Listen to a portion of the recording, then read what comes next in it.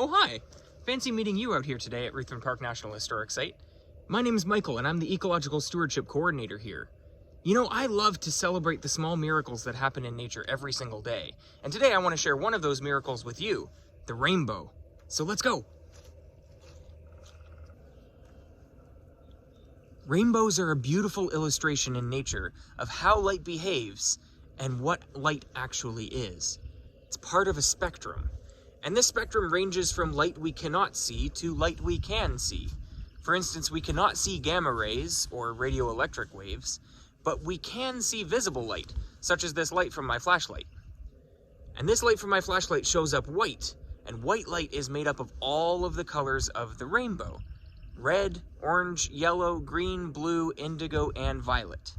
Here, let me show you how it works. So when light flashes, it can do one of four different things. It can be absorbed, meaning it's trapped inside of an object. It can reflect, meaning it bounces off of an object onto another one. It can transmit, meaning it passes through an object. And it can also be refracted.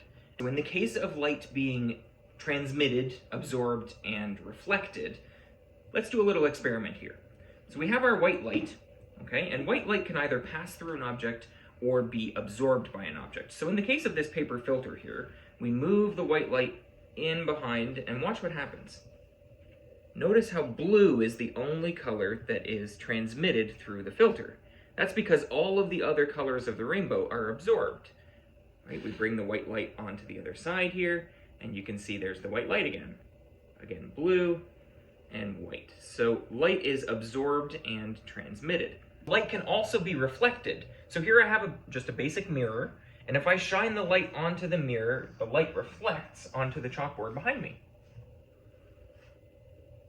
So in the case of refraction, which is the fourth way that light can behave, we have to understand how light behaves when it moves through things of certain densities. When it moves through things of certain densities, it can either speed up or slow down. So in the case of a rainbow, light shines through a moisture droplet and bounces off of the back, causing it to reflect and then split out the other side of the raindrop or the moisture droplet. This causes it to split apart into all of the different colors of the rainbow. So to illustrate this, I'm going to show you a very simple experiment that you can do at home. And for this experiment, all you'll need is a mirror, such as this one that I have here. You'll need a flashlight, you'll need a bucket of water, and a dark room, and possibly a piece of paper to show the rainbow once it reflects off of the mirror. So for this experiment, I've filled this container, make sure it's a clear container, with just some tap water. It works either with distilled water or tap water. And I've taped the mirror on an angle inside of the bucket. So now we can see that if I shine the light onto the mirror, this is mimicking a moisture droplet in the air, the water shines onto the mirror and then refracts onto the board. So it's reflecting off of the mirror, traveling back through the water, off of the surface, and splitting it apart into all of the colors of the rainbow. And if I shine it onto the white paper here, you can see very clearly all of the colors defined. So today we've learned that visible light is part of a spectrum, made up of all of the different colors of the rainbow. And rainbows are caused by light refracting or bending off of moisture droplets in the air, causing it to split apart and spread out into all of the colors of the rainbow, thus forming a rainbow in the sky. You know, rainbows really are a remarkable thing.